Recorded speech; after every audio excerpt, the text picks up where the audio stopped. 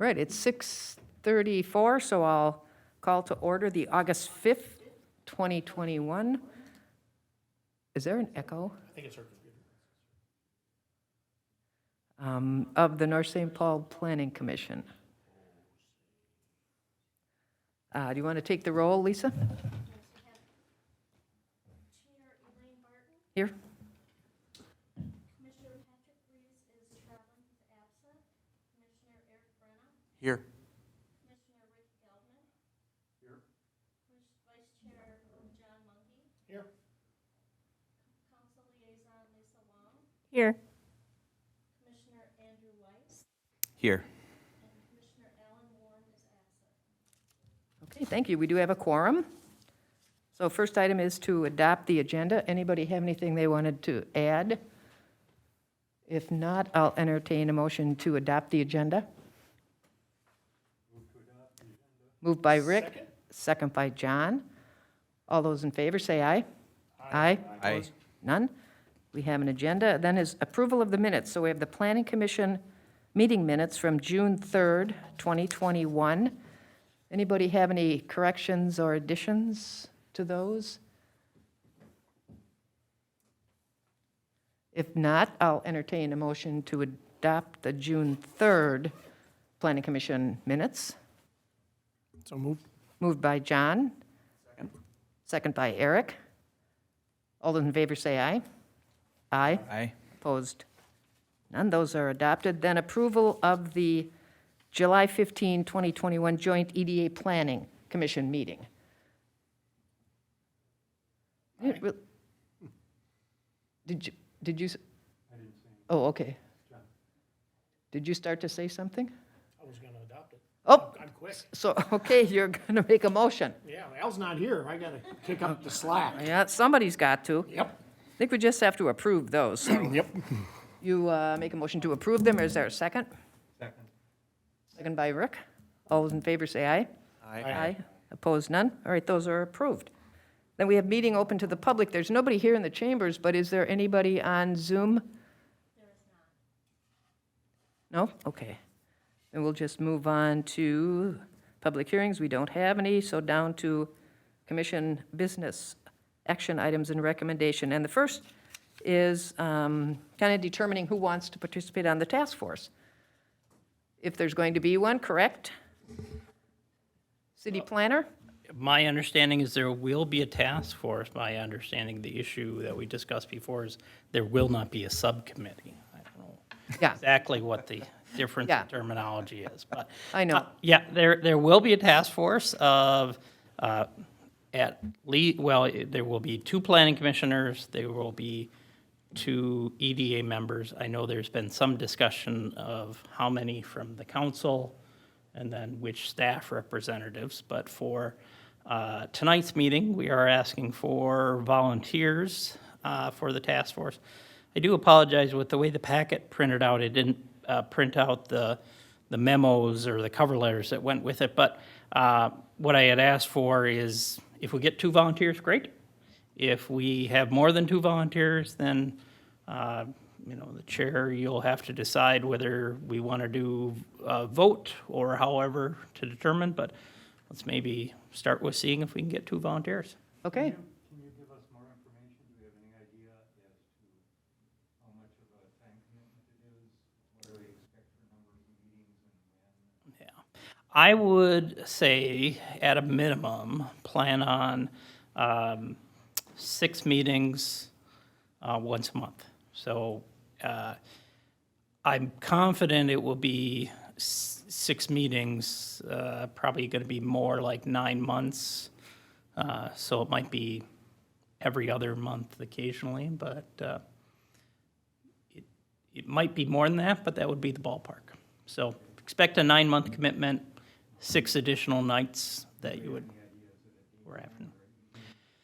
We're going to, once we get the task force members, we'll poll. I wouldn't be surprised that it isn't a late afternoon kind of thing, but we'll poll the task force and see what makes the most sense for the members. If we volunteer for that and it's during the day, then Yeah. can't do it. I can't do it before 6:30, the meeting. I don't imagine it would be during the heart of the day. I would be very 4 or 5 surprised. wouldn't work for Yeah. us. So. I know, I'm confident to say it won't be, 8 to 4 or so. Will some people ask to do it at 5 or 6:30? I'm not sure. Okay. Yeah, it's hard to know. But we could also, if there are more than 2 people, we could have alternates as well. And that potentially might help alleviate if there's a time issue for a particular meeting. And So I, who's- and I guess the one other thing, sorry, Chair, that I should Okay. add is, once we get the task force set up, we will be modifying the planning commission agenda, that there'll be a report from the task force liaison. So I don't know if that makes it more attractive or not. So just generally, who would be interested, based upon the joint meeting that we had? I would be interested. Okay?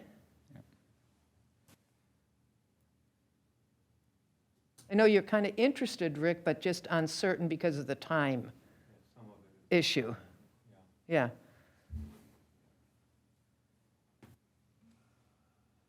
And I don't know about Patrick. I wonder if we should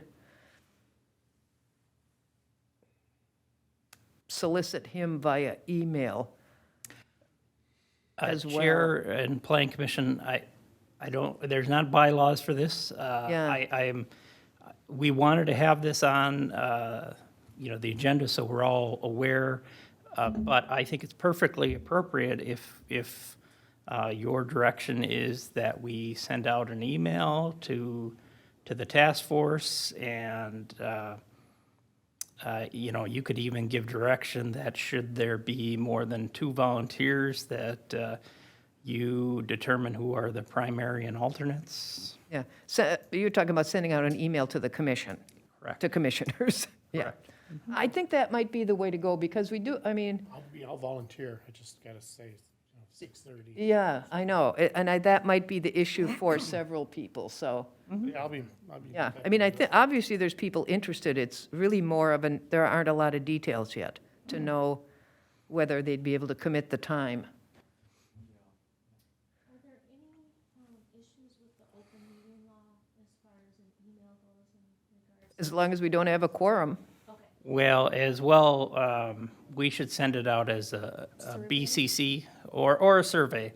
We as staff can send an email. to Yeah, the whole group. yeah, exactly, You as planning commissioners can't right. reply all. And they just, yeah, exactly, people can just reply to you, just like we do with when you send your other emails. Yep, yep. But we could certainly do, Okay, so we know we have 2, John and Andrew, and then Rick has interest. Yep. So I think Patrick is probably the one most likely to also be interested. So let's do the email, and then everybody can confirm. yep. And if there are, circumstances, you can share those in the email with staff as well, Right. regarding timing or days of the week or anything, particularly because this is a 9-month issue, so you're going into next year. It's we can hardly plan from week to week anymore. Okay, And what I would commit that we would do is, should we get 4 people that are interested, when we have more details and we poll for time, we'll send it out to all 4, that way Right. we know who has conflicts at what time. Yeah. And may assist with who's Exactly. primary. sounds like a plan to me. Scratch that one off. Item P, review the need for sign code amendments. Mr. Planner. Thank you. I'm going to share my screen, even though it's pretty text-heavy.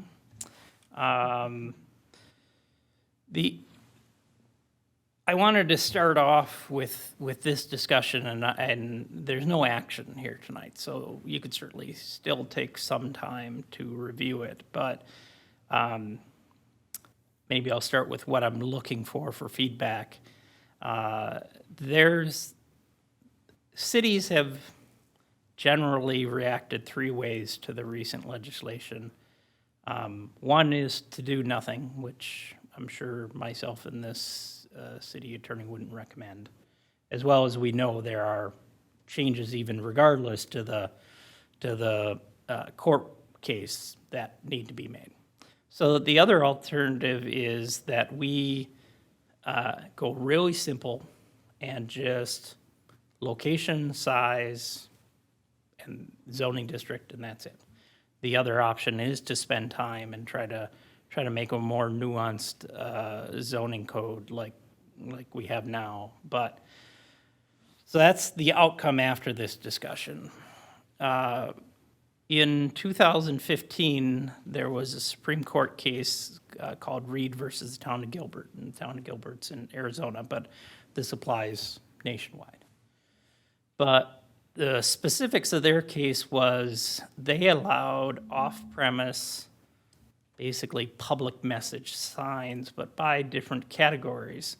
If you were a religious institution, your sign could be this big and it could be in this location for this long. If you were, a nonprofit, you could be in different locations for different lengths of times and all that. Government, and the expectation actually was,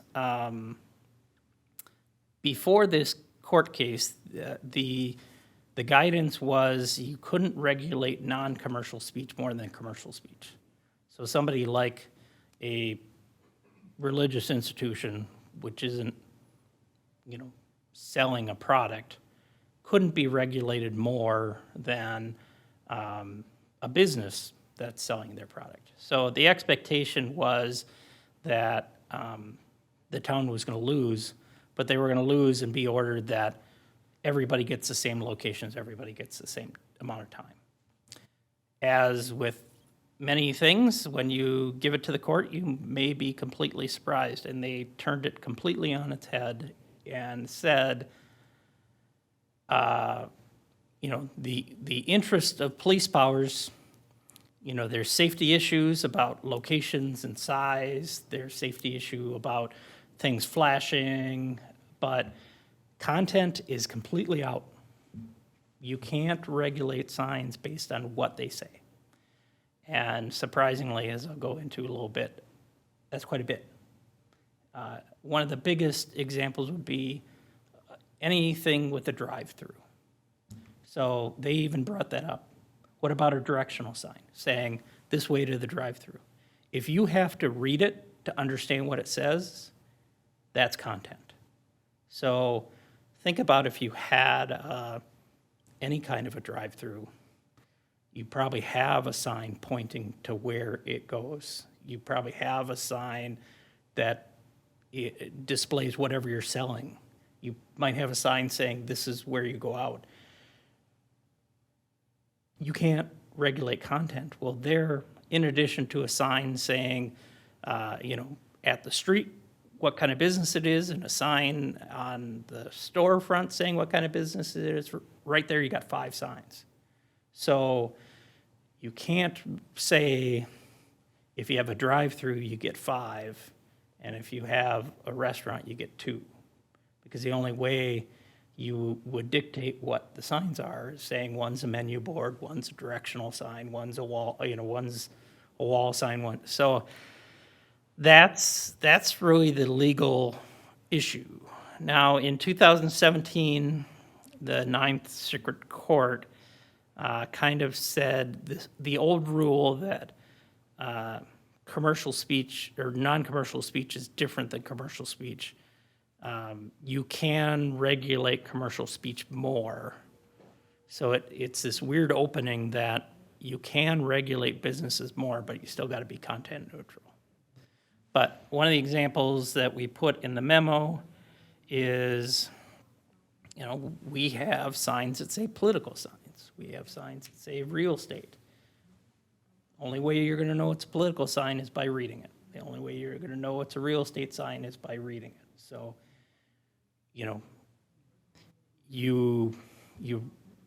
that's what we need to remove. There are ways to do that, but that's what we need to remove. So as I kind of introed in, some communities just go and say, this zoning district gets these many signs, this size, that's it. We're not regulating any more than that. So, if we think that a single-family home is going to have the opportunity to have a real estate sign sometime, we can't say it's a real estate sign, but we can say they get one sign. And it's 3 feet square, can't be any taller than 6 feet, it's got to be 10 feet away from the property line. You can regulate the location, the size, can't be internally illuminated, but you can't regulate what it says. So there still are ways to do that.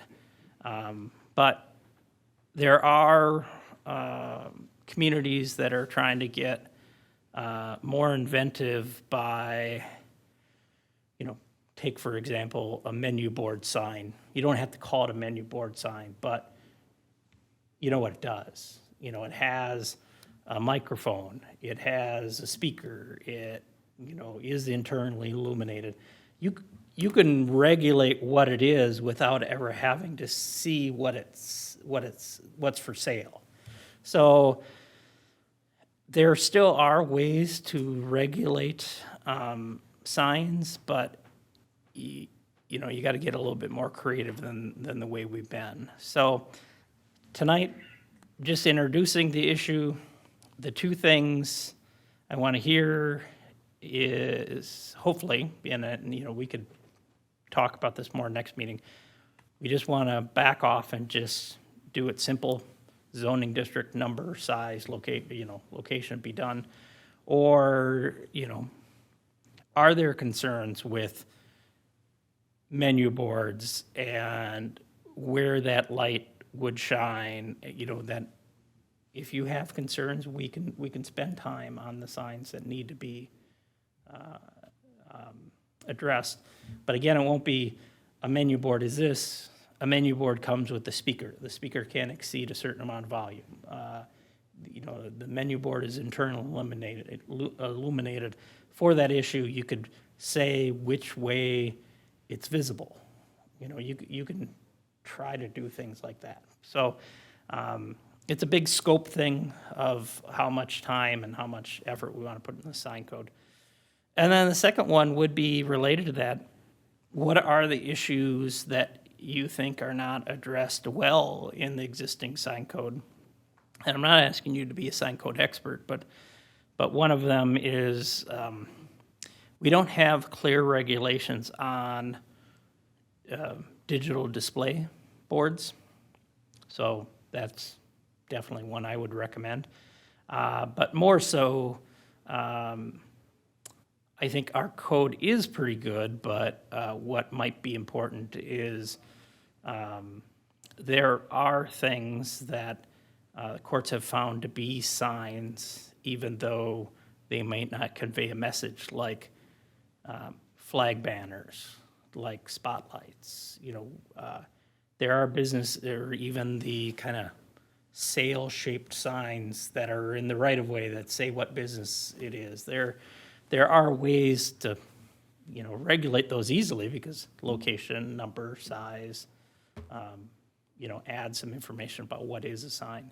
Because generally the courts have said if it's there to attract somebody's attention, it's a sign, even if it's not saying cars for sale here, but you got a set of spotlights going on and attracting everybody's attention. So with that, I'll pause. And again, we're not looking for any action here tonight, but looking for some feedback, both that I would be bringing to the interim city manager a scope, a cost to perform this work, but it also helps me to lay out a schedule of, how long we think this will take to address. Okay, thanks. Chair Barton, comment? Yes. This is such a complicated tangle. I would hope we would start out with, spending a fair amount of time looking at what our purpose is. What are we trying to achieve out of it? And I think that will go a long ways in terms of guiding us. If we work on that first, get some consensus in what we want to accomplish, then that can guide us through the rest of the process, and I think make it a lot easier for actually dealing with the rest of the process.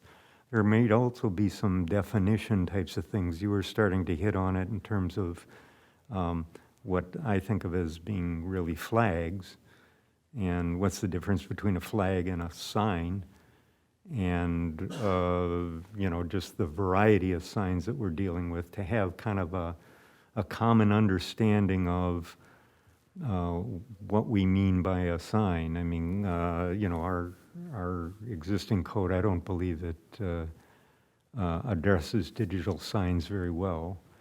And to have some clear notion of what those things are and what we're talking about, I think would really assist in the discussion. Anyone else? I think we have a lot of regulations, but part of the problem, in my view anyway, is how it's organized. It is very difficult to wind your way through it to get to, okay, but can I do this or not? You have to read the entire thing because things are just scattered throughout, and there's also a lot of repetition. Surprising. Well, I guess that's not surprising when you have such a lengthy ordinance. So I think just getting it in a better format as well as a starting point can help. The other piece, and this came up obviously during the last election, and a lot of times it does, but there were questions about signs and where they can be and how many you can have and so forth, and there was clearly confusion. And again, that's when I went and just read the whole thing myself and thought I can understand why people are confused. Because you read one thing here and then over here, it seems to say this, but it's not entirely clear that it does. Particularly in residence districts, because if you look at the chart, the table that gives you the total square area that you can have in signage, in R1 it's like 2 square feet. Well, that's nothing. That's your name, that's your address sign, and that seems to contradict what's in the body of the ordinance itself. So it needs to be internally consistent, and to do that, you have to start to organize it. So you get all of these things in one section, and then you only say it once.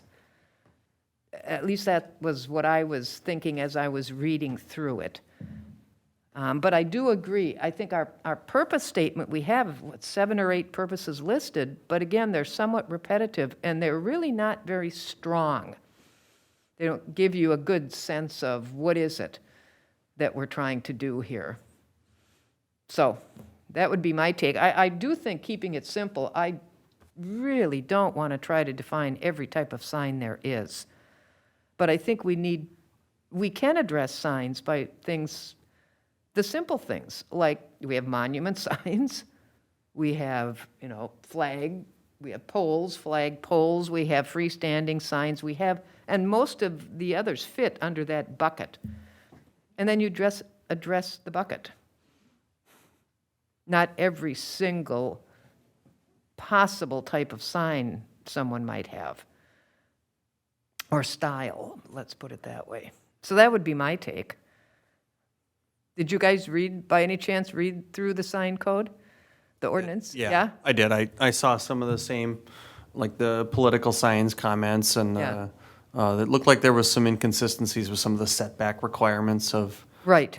So yeah, I would just piggyback on the comments that you guys are making, that the simpler, it's always nice to keep it simple, but also kind of taking a step back and trying to understand what do we want to achieve, and what, like, say we go down a path and we see the consequences of maybe having a simple code.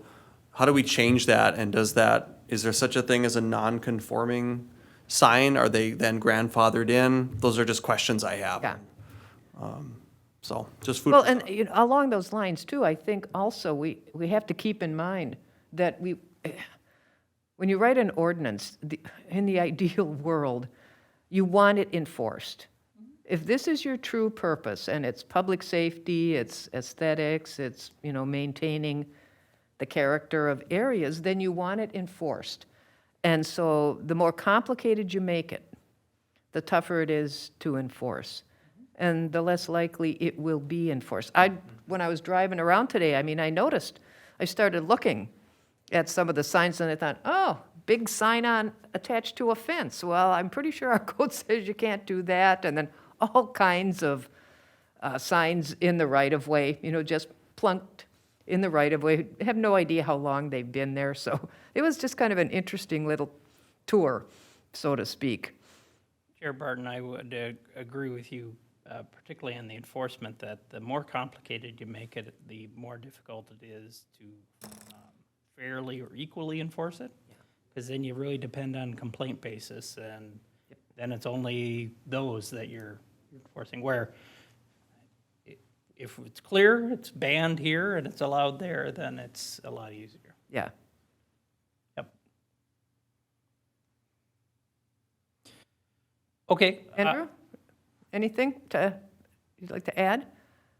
I mean, I think a lot of what I wanted to say has already been said, but just, you know, the first thing I thought about was if we are going in and, you know, changing it significantly enough where, you know, what's going to happen to signs that are already there that, you know, currently are okay, and that seems like that could be opening a big can of worms there. So, you know, that would certainly make me lean more towards a less intensive scope, I think. But yeah, I think that's all I have. So, Chair, if you don't mind, just because the nonconformities end up being interesting with signs, if I just expand on that a little bit, you know, so signs aren't viewed any differently than any other nonconforming structure. So if they've been used for, you know, as recently as a year ago, they can continue. You change the rules if you say there can only be 2 signs and there's 6 now, they get to keep with the 6.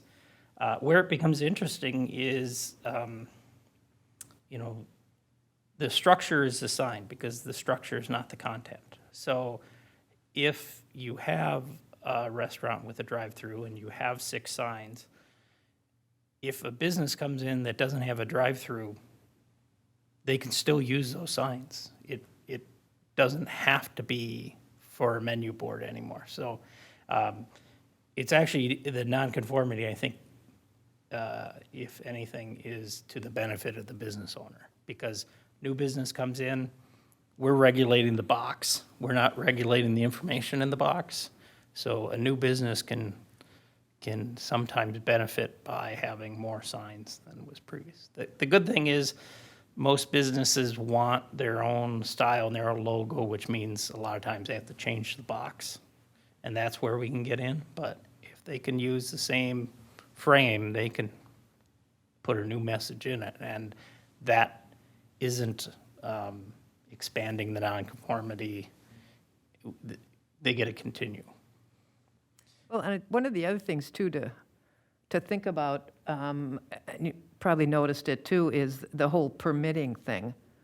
You know, which signs do we really want people to have to go through a permit process? Because that requires a review. And I was thinking of that when you mentioned nonconformity, because typically those are legal. They were legal at the time they were installed, and I just don't personally, I could be wrong, see us making such changes that what we've allowed in the past wouldn't be allowed, for the most part, going forward. Because it's not unduly harsh, it's just unclear in some areas. And the other piece is the downtown as well. You know, if, I'm wondering, are they still, for the apartment building, are they still gonna have retail in the bottom still? Well, I can't remember if that, The restaurant thing you yeah, the mean? brand new, Yeah, Commissioner Mongi, you would do a sign code based on the zoning district, not based on the use. no, I wasn't used, I was just wondering if there, because, new business will be going in down there.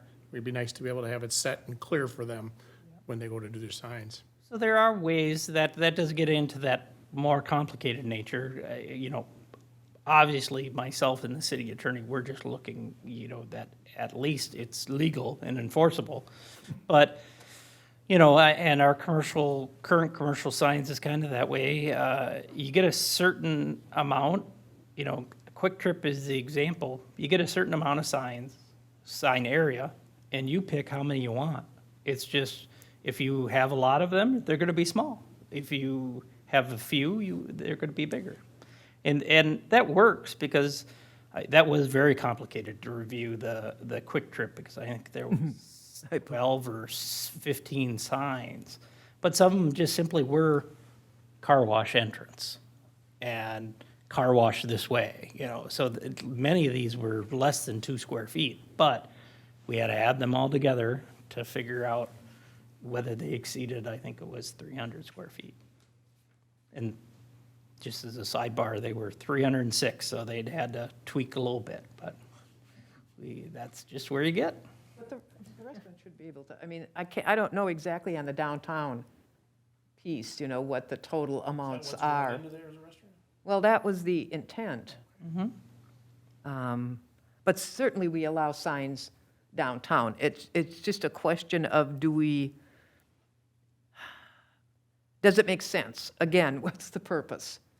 Well, and that's where you Even can get into downtown. the impact kind of thing of, are they illuminated? If so, how? If so, where do they face? Are they digital or not? Do they change or not? So you can, it's like any other zoning. You could say that a digital display sign is appropriate in MU3, but not appropriate in any of the other zones. Now, what we always find is, almost always, the uses that want them are typically institutional. But those are allowed in R1, R2, R3, so it makes it difficult to regulate. Some of the better regulations is limiting the size of a digital display to the size of the lot.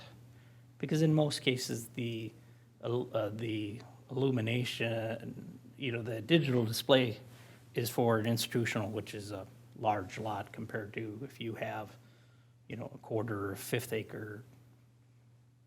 That's not going to get you a very large sign. So, but those are all things we would get into a lot more detail as we get forward. But it's and it can be, again, the type of sign, not what the sign says. So, When you go downtown, I've always noticed there's not many signs that go out from the building. They're usually facing on the building. Yeah. They don't stick out. Like, when they're mostly written like Newman's and all the ones down the side, they're not coming adjacent to the building there. So, yeah, that was, I noticed that. I like them. I thought that's in the regulations, isn't it? Pardon me? I think it's in the current code, something in terms of how far out they can stick. They can Correct. project. Yeah, You can have projecting signs, but of course, there are limits because you don't want people bashing into them as they're walking on the sidewalk. But you can have but we just don't seem to have a lot of them. I'm not sure why. yeah, that's a good question. I think they're just easier for pedestrians to spot. Much easier. Much easier. So does that give you? Yep. What you Yeah, need? it does. What I think I'm going to do for the next meeting is come back both with ideas about purpose statements, but I'll flesh out a little bit a couple of different processes we could go with, because of course we could always include some engagement with the business community to see what, what their needs are. Because often, there's more than one way to meet somebody's needs, and instead of just saying, this is the sign you get some feedback on what their needs are. And again, we're just looking at the box, the frame. They get to put the message in it, so. Are we going to include, I don't know what to say, sock people, the things that kind of, I mean, Yes. in essence, that Yeah. is a sign. Inflatable gorillas. is, yeah. Yeah, inflatable Yes, gorillas, yep. Absolutely, yes. Well, we do address inflatables. Actually, we address anything that moves in the wind, Yep. and they're all prohibited. Well, of course, they're not prohibited. We have them all over, including flags. Yeah, yeah. And I think the first time we talked about this, one of the things we did talk about, getting back to organization, is the pieces of, we're talking about the design, essentially, of the sign, so to speak. The illumination piece, you can have this kind of illumination, but you can't, you can have neon, but you can't have this, and you can only have it here, and that kind of stuff. Plus a lot of just point after point repetitive statements about the whole illumination thing. So I think we could shorten this down quite a bit and leave a lot of the good stuff that we do have. I do like that I particularly like the grid for the mixed-use districts, because they identify the type of, monument sign, freestanding signs, and then they show, if they're allowed or not, and then the total sign area for the lot. We don't do that really for the residential, for the actual, all the various kind of uses, not by use, but we don't even say the sign type, other than you can have a nameplate sign. The issue for me there was the understandability. I mean, if you've got, so many different categories and it changes by 10%, maybe that goes back to purpose. Yeah, exactly. Why do we, Right.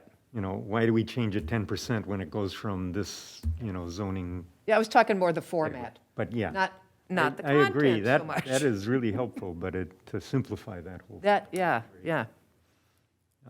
Okay. Excellent. I mean, I do think it's something we need to update. I don't find it particularly enforceable, and I can see why we really don't do much with it. As well as people understanding it, regardless of Yeah, the enforcement part, Yeah. that's really half of the Yeah. enforcement is people understand what we're asking them to do. right, It's easier for them to conform to it. Yeah. They can say, yeah, that's fair, it's a lot less likely to have people violating it if it's fair. Well, and there Seem to does- have any gross negligence right now. Nobody has a sign that's really bad, so that's good. At least we're I not haven't, solving a problem, we're just keeping problems away. yeah.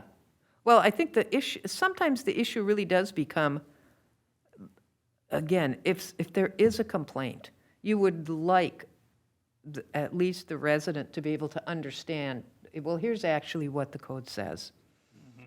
And not have it be inconsistent and, get into an argument, well, I think it says this, because of the inconsistency or the slightly different wording in one place versus another. But the issue, at the last election, I remember reading some online comments, and there were comments about, appears the city doesn't understand the Supreme Court ruling, and I thought, whoa. I mean, we probably do want to take a look at our sign code. We don't really need that kind of comment out there. So, excellent. Okay. Thanks, Eric. All right, on to review of the comprehensive plan residential densities. Mr. Planner. Chair, I'm going to turn it back to you here soon, but this is the one where it's unfortunate that the cover letter didn't go through. Yeah, I wondered about that. Yeah, it wasn't very long, but it was because it didn't necessarily have to be. But I'm going to turn it back to you in 1 second. But what I wanted to bring to the conversation is we have a comprehensive plan. In the 7-county metro area, the comprehensive plan needs to be, needs to meet the standards set by the Met Council.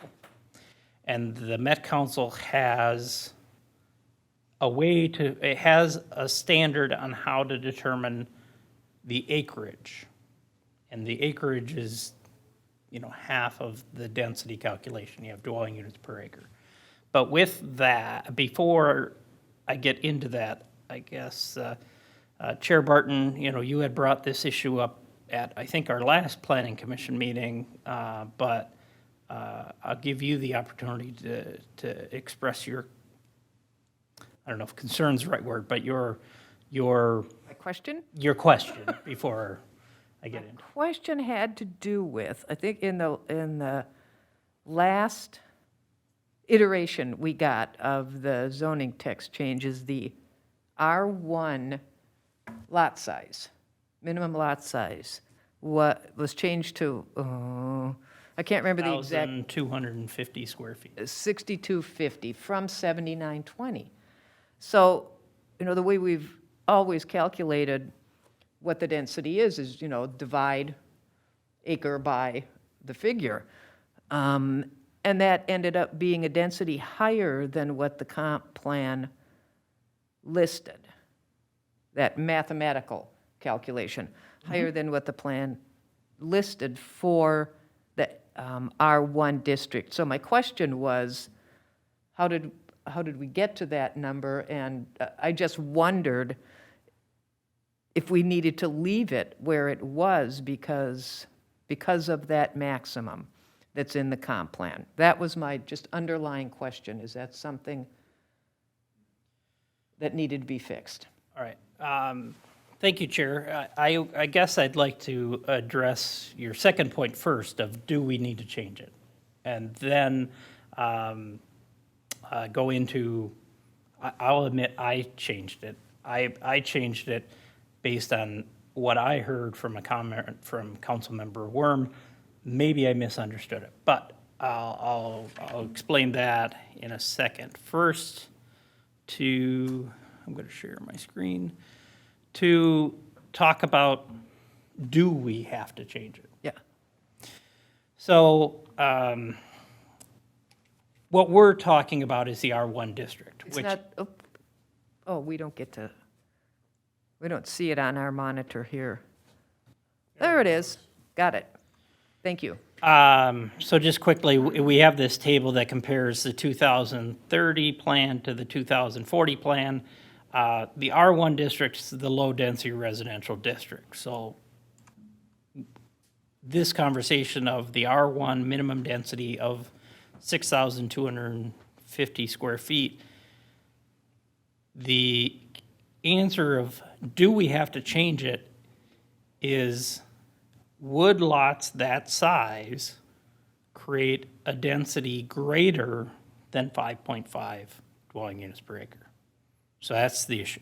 If that's a density greater than that, we would have to change it.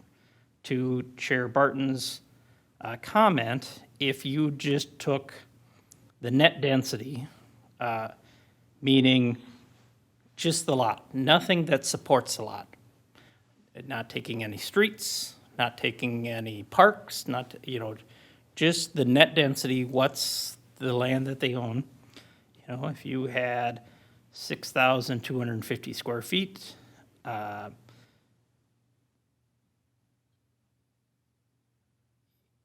what you would have is an acre is 43,560 feet. If we divided that by 6,250 square feet, which is the minimum lot size, you could get 7 units, almost 7 units, 6.96 units per acre.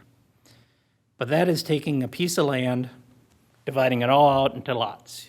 No roads, no anything, just that way, you would be at 7.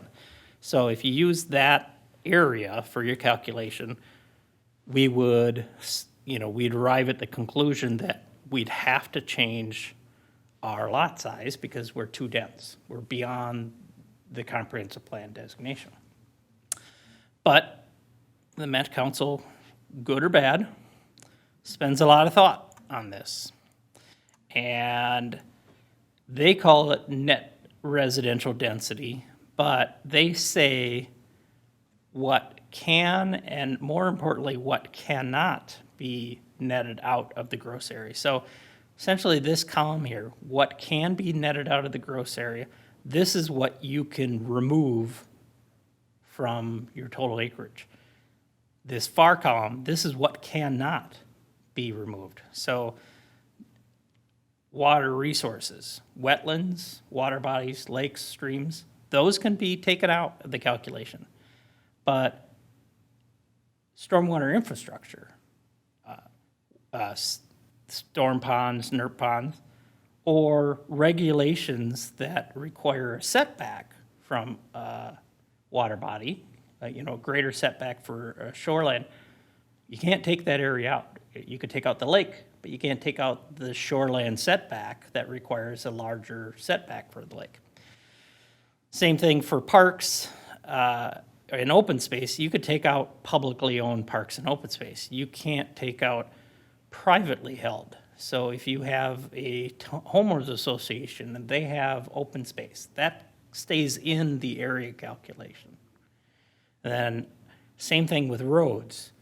You can only take out arterial. So basically you can only take out county or state highways. You can't take out local roads. Because in most cases, a major collector is kind of the end of your local. We do it on that definition. There's some exceptions, but essentially you can take out arterial roads. Local roads need to be a part of that calculation. So this is the explanation of this is how the Met Council looks at area when they look at that table. So, we needed to submit to the Met Council what is the densities that are allowed in these districts.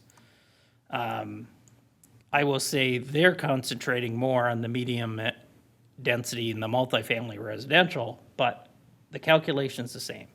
When a community plats a preliminary plat, so 4 or more lots, or 5 or more lots, you need to turn that in annually to the Met Council to show how you're doing your density. Well, you need to include the roads. You need to include the stormwater infrastructure. You need to, in the case of, a homeowners association, you need to include that public infrastructure. So they're saying we can't, when you calculate the comprehensive plan density, you can't just take just the lot area. You need to take the road next to it. You need to take the stormwater infrastructure that supports it. Now, to kind of go into a little bit of how this number got arrived at. What I heard from a comment from Commissioner Worm was, where are you going to be able to create a 40 or 50-foot lot with the existing blocks that we have? And many of our blocks have alleys, and when that is the case, almost always the lot depth is 125 feet. So to be able to have a 50-foot wide lot when the lot is 125 feet deep, 50 times 125 is 6,250. So that's where the number got arrived at. That was from a comment that I heard from Commissioner Worm. I thought there were heads nodding that that was the direction we wanted to go. It could have been completely my misunderstanding. But so that's how we got to where we are. Now I want to talk just a minute about, do we need to change it? Are we out of compliance with the Met Council? So we have blocks that property line to property line are so long, and you're only going to be able to divide it into so many 50-piece segments. Blocks are generally 600 feet long. If you divide that equally in 50, because we don't have greater requirements for corners, you get 12. On a block, you get 12 on one side of the alley, 12 on the other side of the alley. So you would get 24 maximum in the existing lot structure we have. And if you took this particular lot, there's roads, there's alleys, there's no wetlands, there's no lakes, in the Met Council calculation, there's nothing to deduct. So basically, you take half of each road, and you take both halves of the alley when you're doing a whole block. And when you look at these, it works out to be, 5 acres, maybe a touch more. So in this case, if we had 24 lots divided by 5.4 acres, we're 4.44 dwelling units an acre. So again, to go back to what does the comprehensive plan say? Between 3 and 5.5. Using that area, we're within that density. So, Chair Barton, to your second question, do we need to change it? The Met Council isn't going to tell us to change it. The Met Council would actually say, you're right in the ballpark of where you need to be. Now, we're the local unit of government. We get to have a say in it within the rules we have. But, in that case, if we had our old number of 7,920 square feet, and you have lot depths that are only 125 feet deep, we're not changing the size of the lots. If we had that, so divided by 125, in practicality, you need to have 63 feet in width to meet that area. You couldn't even do a 60-foot wide lot when you have 125 feet in depth. So even if you went with 60s, you would have 20 lots here instead of 24. And so 24 or 20 divided by 5.4, you're 3.7. You're still within the range. So, it's your choice. Either number fits within the rules we have to work within. I just wanted to explain where the number 6,250 came from and that it complies with our comprehensive plan per the rules that the Met Council gives us to determine area. So with that, open for discussion. I'm okay with that. My question was really based on the fact that, anytime we get these proposals and density is calculated, including for the other districts on that chart, it's always done, the same way. And this whole complicated issue of, well, you can add this, take that out, that's never been discussed. So it was the simplistic way of doing it. So that's what raised my concern, is that, well, wait a minute now. This is all we've ever seen. So I just wanted to clarify, this isn't something that was going to stand out, as far as something being inconsistent. So as long as the Met Council is okay with it, I'm certainly okay with it. The one thing it does do in certain areas of town, not all areas, but probably more so in the really older areas and the ones that used to be in the R1B, which, the R1A was up and around Silver Lake, and some of the larger lots, and they had larger minimum lot size requirements when they were built on. So they're not typically in the 6,000 range, but some of the older lots in the R1B were, because their lot sizes were different. So this has the potential, having it lower, of kind of reducing the number of non-conforming lots as well, which is always a plus, when you can do that. So I'm okay with it, as long as the Met Council's okay with it. Chair Barton, again, thank you for introducing it. I just wanted to, have a little time, go through the method when we weren't kind of in a crunch.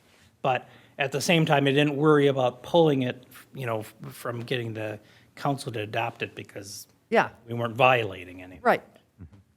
I agree. I'm okay with it. Just one clarification, though. in terms of the way Met Council look at it, don't they look at it as being, okay, what is the total area of R1 in North St. Paul? And is it meeting the standards in the comprehensive plan based on that? And, you know, and then we as a city have the flexibility in terms of our zoning regulations and the development that occurs within those, you know, those zoning classifications. We've got the flexibility of, you know, saying within the range of what we've set, it could be higher or lower, depending on what we're trying to accomplish.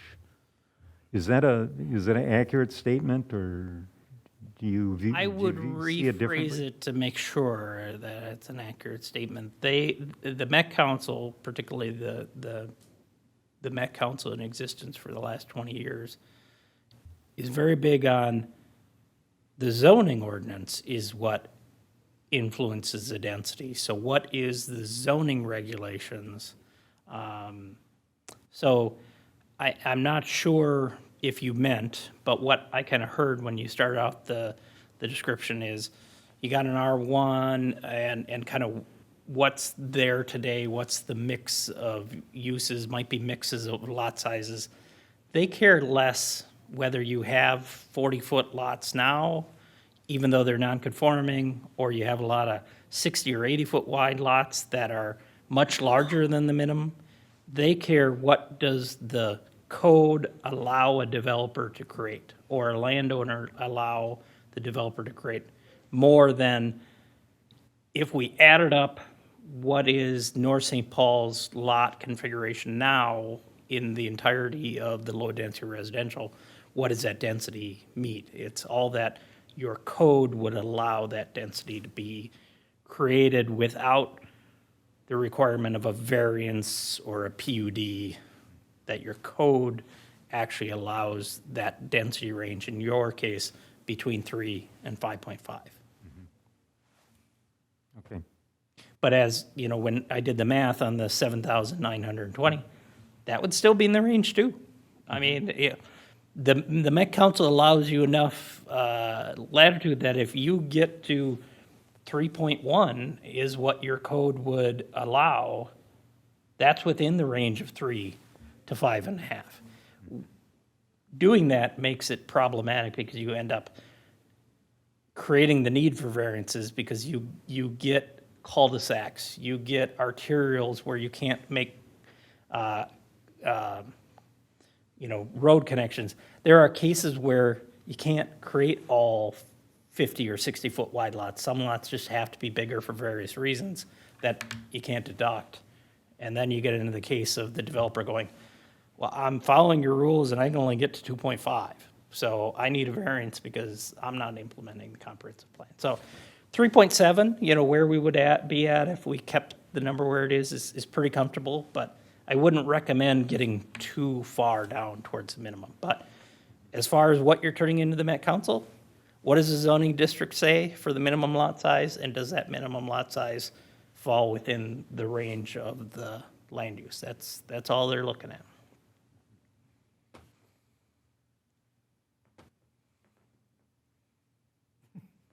Complicated topic. Just going to ask, just for my own edification, I recognize why the Met Council wants to see higher densities. They've got buses they want to fill up, they've got wastewater treatment plants they want to see being utilized. And this, I'm not saying this is what I'd like to see, but why might a community want to see lower densities down towards that 3 number instead? So, without revisiting everything of the Met Council, I will say, in 2030, they wanted their hands in every land use district you had. To some communities' advantage and to other communities' disadvantage, they said, yes, density is good for all those reasons, but they went and said, and maybe this next page will help. As long as we get above 3 units an acre, we can pay for our sewer and our roads. But that's because we know some communities, Minneapolis and St. Paul, are going to be closer to 20. The first ring suburbs are going to be closer to 10. You know, because of court cases, they've actually had to kind of calculate that number, and they said, as long as we're getting 3, we can support the regional system. So the issue really came down to affordable housing, and there's limitations on what, you know, kind of how you can create affordable housing through a comprehensive plan. But what they said is, this is how much you're going to grow based on the region's percentage. This many of those, this percentage of that growth is going to need housing at 80% of the area median income. So they gave you a number. They said, here's a number of units that you need to accommodate. And because you can't, there's not a good way to kind of, to require that completely within the comprehensive plan, they did it by density. And they said, as far as density concerns, we don't care about anything under 6. You can do everything you want down to 3, provided whatever number we give you, you can meet. And you can meet that starting at 6 units an acre, and it works for most communities. 6 units an acre really works out to be townhouses, attached. Apartments really start at 12 and beyond. So you take the amount of acres you have in medium density times your lowest density times 6 and figure out how many units that creates. You take your medium density, how many acres, divided by 12, figure out how many units you take. As long as those two add up to the number that you were given, you're good. And it is a little bit more difficult in North St. Paul's case of, well, there isn't vacant land. So that is why, one of the reasons why in the map, there is a crosshatch of properties that are likely to redevelop. And those properties, how many acres is that? You know, it's easier for communities that are subdividing land, just how many it is. But good or bad, the Met Council said, we don't care what you do in low density as long as you have enough medium density and high density to meet that unit count. And so, you know, like, I'm trying to remember what you are. You're not suburban edge, but I think you might be urban. Yeah, we are that second one, You're the 10. urbans, whatever that is. And so the other part that comes into play is you take how many acres times the minimum density and you add them together. So if you would have went lower than 3, I think it would have been very hard, to get to the 10 that you're required. Where you start getting out in these communities that are suburban edge, their low density might be 1.5. In many cases, it's 2, because with the high density, they can get an average of 3.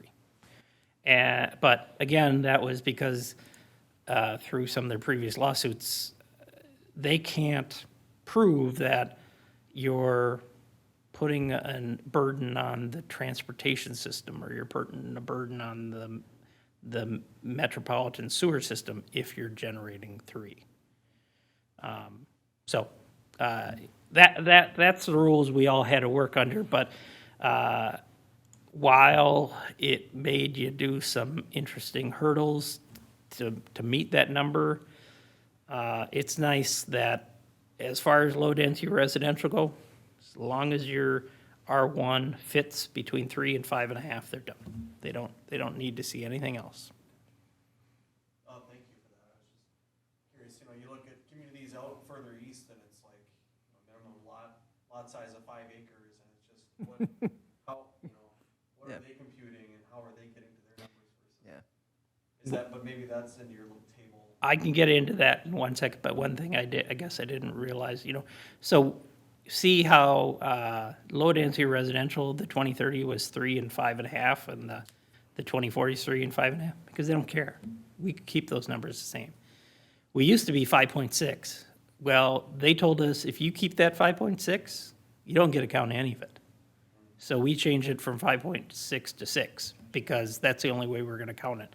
And 7.4 was way too light, so we had to change it to 12. So that's why these numbers have changed the most. This one's the same. To your question of, 5-acre lots, they can't be on municipal sewer. They need to be septic. And then they need to be in the Met Council's plan that it's not an area that the Met Council can provide sewer within 2040. Their limit is actually, it has to be 5 acres. It can't be any less than 5 acres because of the idea that when sewer becomes available and if you have a minimum of 3 units an acre, you could take a 5-acre piece of land and make 15 lots. Almost no matter how big the house is, it's economical to do that. Where they actually prohibit, you can't do 1 acre unsewered lots because then it's not economical for somebody to try to convert it into 3 lots. So it is, for just looking from the outside, it does seem odd, but it's actually, if you're gonna be large lots, you gotta be really large lots. Because that's the only way it's gonna make sense to develop them into something urban when roads, sewers become accessible. Yeah. With their lawsuit. Yeah, so the lawsuit has been revoked, if you want to call it that, because the obligations of the court case weren't met, but in many cases it had to do with economics. There was in the ruling for that Lake Elmo case, they needed to approve a certain number of units by 10 years at a certain density. Well, the recession happened almost right after that lawsuit, so it was like, okay, you got your plans in place, we can't change the regional economics. If somebody wanted to come in and develop, which they're doing now, they can, but they kind of said, we can't enforce that lawsuit just for the fact of, we can't guess that a recession is going to happen and that you're not going to meet it. So that that is again where I think that is the lawsuit I'm referring to, that they had to prove, the Met Council did, how much density do you need to support the roadway network? How much density do you need to support the sewer network? Because you can't make a community do more. But they were able to prove 3, and Minnetrista wasn't meeting it, Lake Elmo wasn't meeting it, and, at least that council 20 years ago was a lot harder about going after them. Now, Met Council's got pretty good purse strings with I&I abatement, there's brownfield abatement, if you don't meet it, you just don't get any of their funding, and their purse strings usually is pretty good to get compliance. But one of the differences too is that we are considered urban. Yep. Lake Elmo isn't. Woodbury is maybe a nice example of one that has some very large lots, acre, Yep. half acre, but also a lot of multifamily. So they've got that mix right in there. So every city really is slightly different. It's hard to compare. Even, Maplewood, Oakdale, they're not considered urban as far, I think they're suburban or whatever the I believe next that's true. Yeah. one down is. So you can look at other cities and think, well, how come that over there? But we're in a different category. But thanks, Eric, appreciate the, Yeah, so the summary is, we're not going to get in trouble by anybody by keeping that density. and I don't want to. And wanted to go through the logic of, Lisa and I in particular, of, talking to residents, and I would like to buy this property, what can I do with it? Well, look, it's not so much the lot width. There is no way to increase the lot depth of these blocks. Right. You have 125 feet, that's what you have. Yeah. You need to make the math work with 125-foot deep lots. Sounds like we explained, the closer you get to the middle, the less complaining or variances people are gonna try to do. So your middle's good. Yep. Yeah, because definitely this reduced a lot of nonconformities. I mean, you could kind of see it over here. There's still a lot of 40-foot wide lots. Those are still nonconforming, but there's a lot of lots that were less than 60. And, you know, less than 7,920 that by amending this, yeah, a lot of headaches went away of not having to come again to get variances because, those things. What I don't think there's an emergency, but what we are finding, and I'll be curious if we find more, if people start doing 50-foot wide lots, is we're getting a lot of people bumping up to 40% impervious surface. Yeah, that's the one thing I thought of with the 50-foot, is boy, we had that 40% for With a 2-car or maximum. 2.5-car garage and When a you do the patio garage and and the you got the house sidewalks. and the driveway, and it gets pretty tight pretty quick. But that, I don't know that's, impervious surface is really a big deal. It is. I don't see us lowering that all around, but then again, that's, in some areas anyway. Right. But yeah, Well, that and one some, concerned me. that part of it is I share your concern. I'm not sure that a blanket just everywhere in R1, because like you stated, you could have what used to be the old R1A and our old some areas in the community, you do have 10,000 square foot lots. If you allow 50% impervious surface, you're creating a lot. If we got to it, if there's a way where we could, particularly these lots, they could even take in the half of the alley behind them when you're calculating that impervious surface. Because a lot of what we're bumping into isn't people trying to create 60% impervious surface. They're trying to put a pad next to their garage so they can get a car off the street, Yeah. which you think is something you'd want, but they're at 51, or they're at 41. But the number's 40, so either you can come in and get a variance, or you gotta figure a way to cut it back. So a lot of the requests we're getting, like I said, are not for 50 or 60%. It's surprisingly, you're at 41 or you're at 42. And so if that continues, I think we'd try to come with a method that isn't completely just everybody zoned R1, because, we don't want 5,000 square feet of impervious surface on our 10,000 square foot lot. But when we have a 6,250 square foot lot, that's, what is that, about 2,500 square feet of hardscape with the house, with the garage, with the sidewalk, with the porch, with, it's funny, but we haven't gotten that far, but I've had discussion with people, if you have a patio, if you made it a deck, we'd take it out, so it's like, you're getting people to have that conversation to that level of detail. Talk about Lake Elmo, when I go over that way, it's a humongous house on no land. Yeah. They gotta be past that. And then you wonder when it was built, too.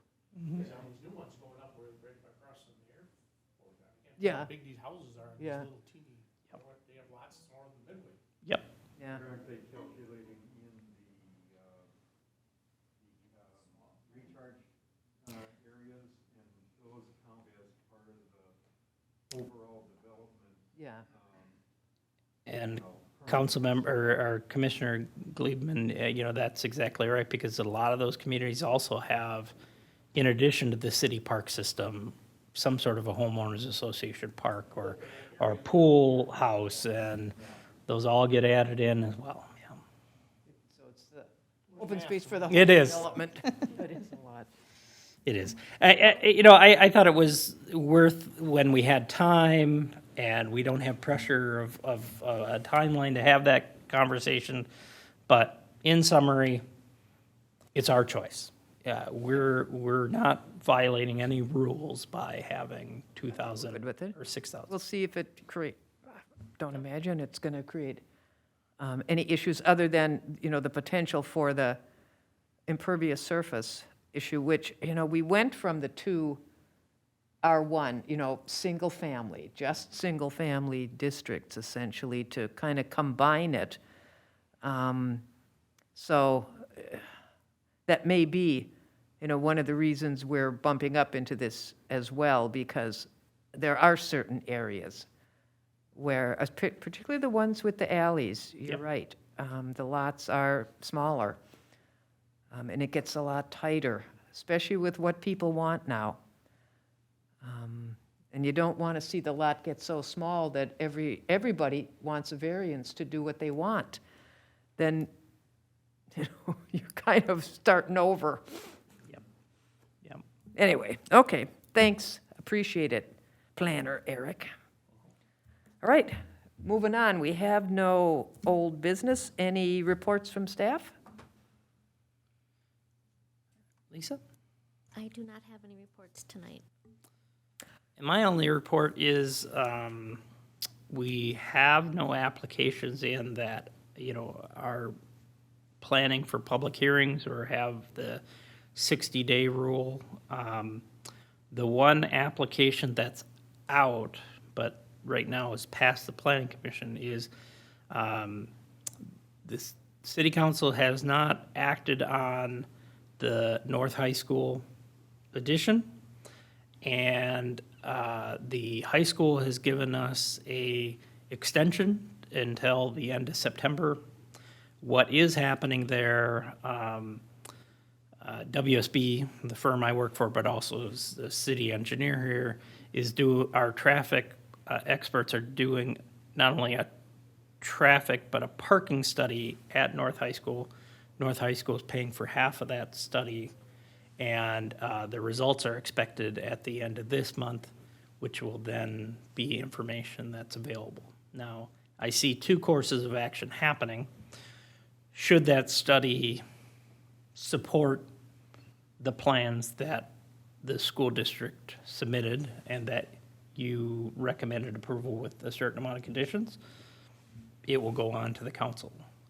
Should that study make the high school or the school district rethink what they're doing and cause a redesign, depending on the level of that redesign, we may request or even require that conduct a new public hearing if the changes are to the extent that, it warrants a new public hearing.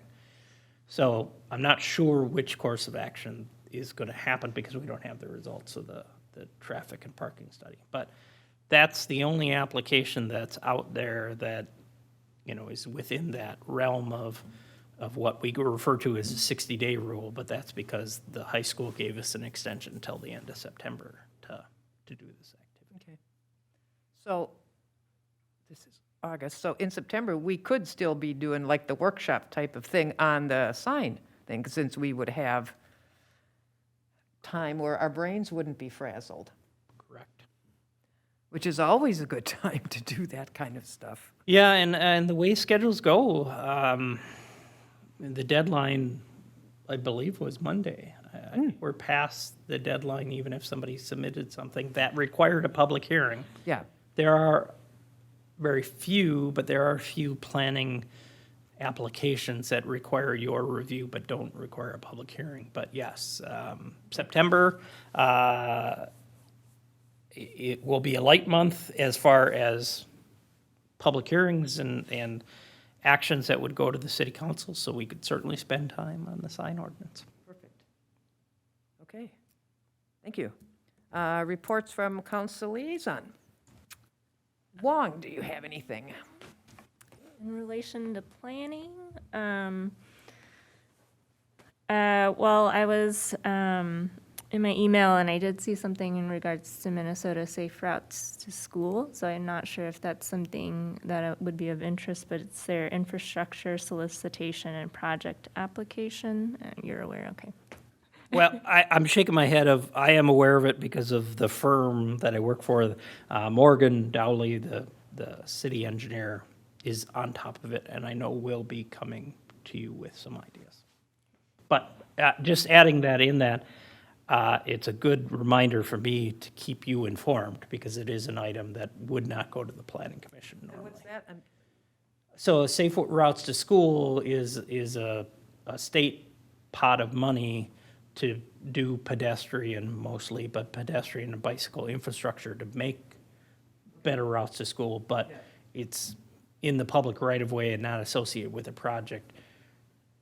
In our government system isn't an activity that the planning commission sees.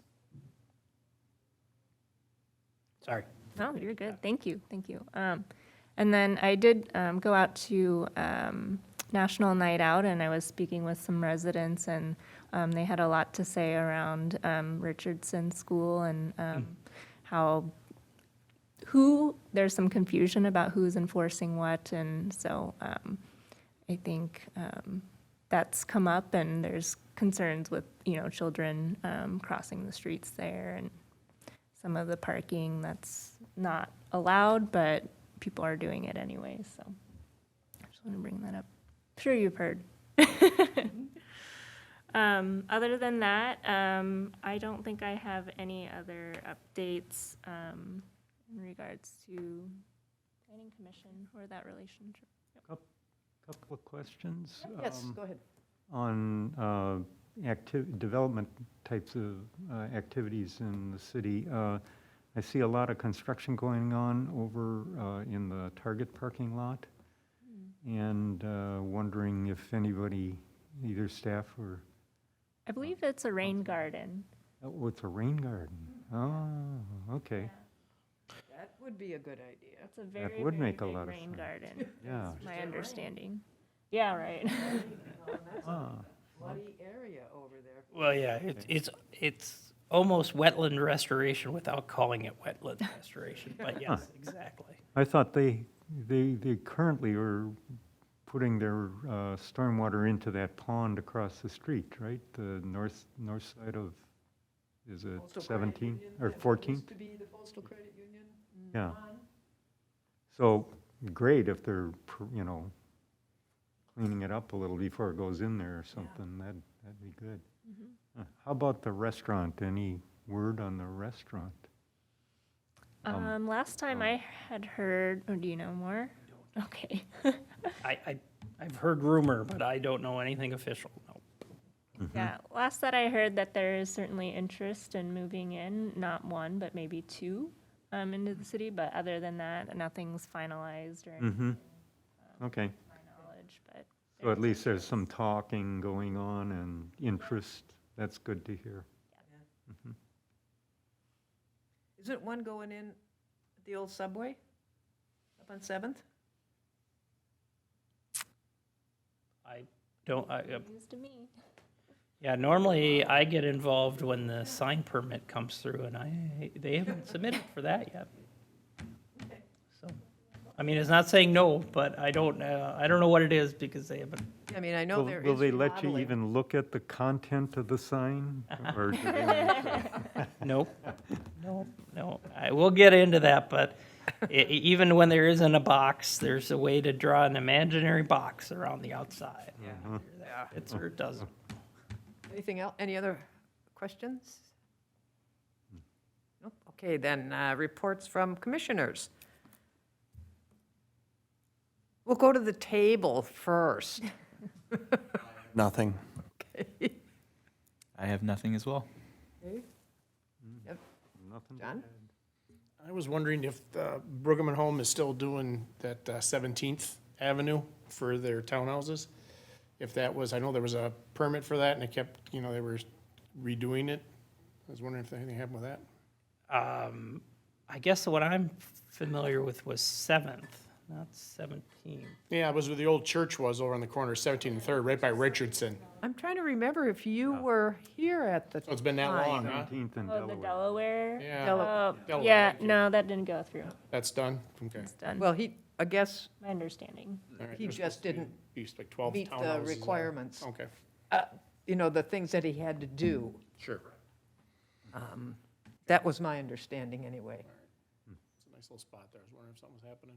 Yeah. The only other thing is thank you for sending that email out today, because I have not received anything from the city thing. So I didn't know we had one until 2 o'clock today. Oh, Carrie has been working with, and I apologize, this probably should have been something I reported. It's okay, I was going to ask about it. Carrie has been working with Civic Rec with their helpline in addressing that issue because it was posted to the board as well as to the public portal last Friday. So, and with that, you should have received an email letting you know. Anybody And else receive it, or is it just me that didn't? I did. I got an email. I got an email, had but an I was email. not able to, But I don't know if Access it's it. because I signed up for alerts, that could be. and that might be why I got it. Well, I got, Oh, you I have to got the create a email. different account for Yeah, that. and you, I don't like all these different. you, I haven't created anything. yeah, you That's my shouldn't, problem. well, you shouldn't have to create your account because you're on the board, so that is a system glitch that Okay. Carrie is addressing. Yeah. But yes, You guys voted you're off probably that. right, Elaine, because you did sign up for Yeah, me the too. alerts. You Yeah, I got probably- one for the agenda, and then I got one for the packet. Yep, I mean, just bang, bang. yep, yep. So that was the issue that was happening, is, I was going to ask you, you mentioned that people were having problems getting their packets. Is that what you mentioned in your email? Yes, Okay, yep. okay. I went to the public website for the Yeah. city and just got it through there. When you have to do that, one way, I'm trying to remember which way that I tried on the public one, the agenda didn't come up. But then I tried another way, and it did, and I thought, wow, there's still some wrinkles. There are, Yeah. there You are, know, and that's to be definitely. expected. But, so we think we've got it solved as far as folks getting there, No. or not? We don't know yet. No, it is still being addressed, and it needs to be addressed sooner rather than later. Not having it completed today was not acceptable to Carrie, and she voiced her Oh, yeah. opinion Yeah. with Civic Rec. But I do know that it was not resolved today, but definitely before the next meeting is what the. Yeah, I mean, Carrie is extremely responsive, so I'm sure she was displeased, to say the least. Yes. So you all didn't get, wow, okay, I did the same thing as Rick. I just went to the city website and downloaded the packet. yeah, okay. It's supposed to come from that city clerk, isn't that what it's called? Civic Rec, Civic Rec, yep. yeah. my email did come from Civic Clerk. Yeah, what- Civic Clerk, Oh, okay. my apologies. Yeah. Civic Clerk. I was just gonna Civic quote Rec my is for the parks. Okay. Yeah, I just did a search on here to see if I received anything. Well, it was kind of a civic wreck. I just see the Civic and I know that that's from the Yes. city. Hopefully it'll stop going to my junk mail and I don't have to keep moving it over. Okay, well, I actually was going to just mention too, I don't know how many of you passed by the Quick Trip and how quickly, I got the name quick. whoa, man, is that thing going up quick. Do we have an expedited open date or anything? I mean, I- that is surprising to me. I don't know what the open date is, and this is just hearsay, but I heard that from the time they break ground till the time they open the doors is 120 days. And it just seems to be going even faster. Maybe because no rain, they probably put a little. Well, put a that's little true. fudge factor for That's weather. true. when Yeah. we Hadn't had any. Yeah. Those were the other signs I saw, lots of "we are hiring" signs Oh, everywhere. everywhere. It is quick. It's amazing. Yeah, I was Wouldn't really surprise surprised. me to see the soda fountain working right now. Okay, I think that was all, so I think we'll just entertain a motion to adjourn. In honor of Al, so moved. I move it. John moves to adjourn. Do I have a second? Eric. Eric seconds. All those in favor say aye. Aye. Aye, opposed, none.